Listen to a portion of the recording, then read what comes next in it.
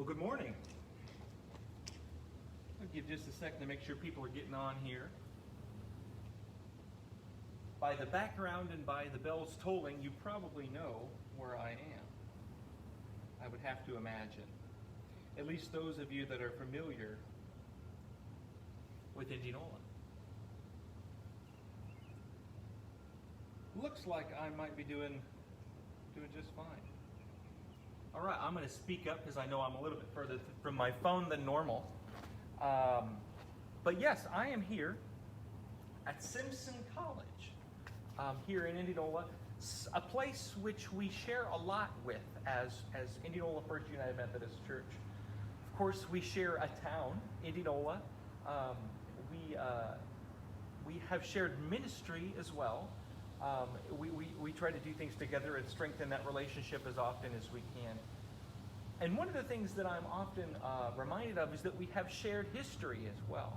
Sometime when you have a chance, go look up the history of Simpson College and you'll see the relationship between First United Methodist Church and the beginnings of Simpson College. What before Simpson College was actually a seminary in 1860 when it was founded. It would later become a college. With a lot to do with a certain Methodist bishop named Matthew Simpson. And so there's of course all these connections that we share. But I'm here today because I was thinking, one, about taking a walk even with this mist, but two, about all of the graduates at this institution, the institution where I graduated from in 2015, who are not able to have a real in-person commencement. Like many colleges, if not most or all of colleges, they had to cancel their in-person commencement. I think Simpson's actually postponing theirs. Others have gone virtual, and others have actually canceled it altogether and just are mailing a diploma.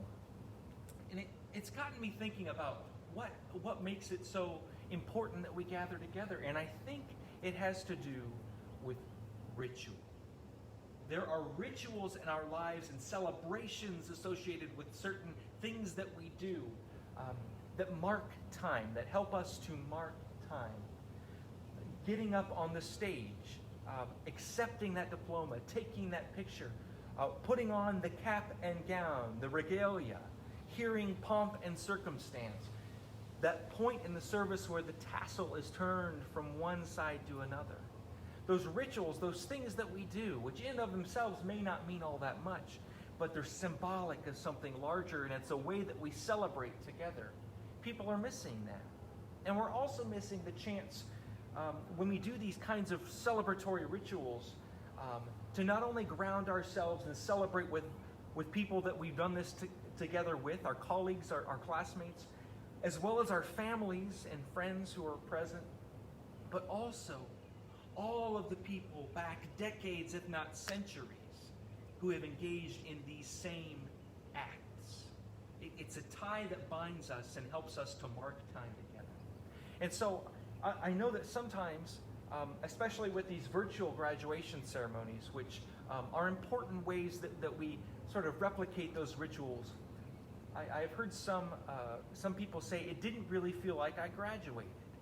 And I think that just has something to do with the fact that doing something together, that celebration of being together and recognizing these milestones, is important. And so I know among so many different things we grieve in this time, we grieve our graduates, both at the college level, all around the country and the world, as well as high school. We've touched on before all of our high school graduates who are kind of in limbo with that. And so I wanted to offer you a reading from Ecclesiastes, and it's actually, it's from chapter 3, verses 1 through 8. And it's a scripture that often you'll hear at a funeral. And I think you'll hear why. Hear these words from Ecclesiastes. For everything there is a season, and a time for every matter under heaven, a time to be born and a time to die, a time to plant and a time to pluck up what is planted, a time to kill and a time to heal, a time to break down and a time to build up, a time to weep and a time to laugh, a time to mourn and a time to dance, a time to throw away stones and a time to gather stones together, a time to embrace and a time to refrain from embracing, a time to seek, a time to lose, a time to keep and a time to throw away, a time to tear and a time to sow, a time to keep silence, a time to speak, a time to love and a time to hate, a time for war and a time for peace. I offer that scripture not only because I think it's good to return to wisdom literature in times like these, but also because it shows us that for everything there is a season and a matter for everything under heaven. But the interesting thing about this scripture is that while it shows us that for everything there is a season, it doesn't give us a way to determine what season we are in. And when we think about seasons, we also know that they're not always clear-cut in the way that we intend them to be. For example, winter ends on March 20th, or somewhere around there, and spring begins. But it was just last month that we had snow, and we're still unseasonably cold now. So it shows that even as we are in a season of one thing, we may get glimpses of another. And so now, even as we are in a season of weeping and mourning and wondering and fear, we can still have those moments of celebration.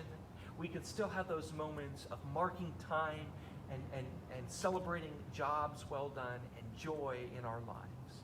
And so my hope and encouragement for you this day, and especially to those of you who have graduated or are celebrating important things in your life, birthdays, other milestones, that you would take time to celebrate.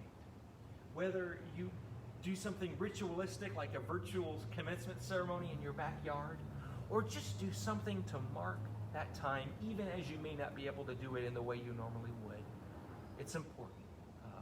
We may be in a season of drought, but that doesn't mean that well springs of joy can't pop up. So that is my word of hope for you this day. I see a number of you are tuning in. I see Joyce and Ron and Dixie. Hello, hello, hello, Angie, Leona, good morning. It's good to be with you. I'm just going to offer this background as our prayer this day. And so I would give you a chance to look at that as we exit this day. Good to be with you.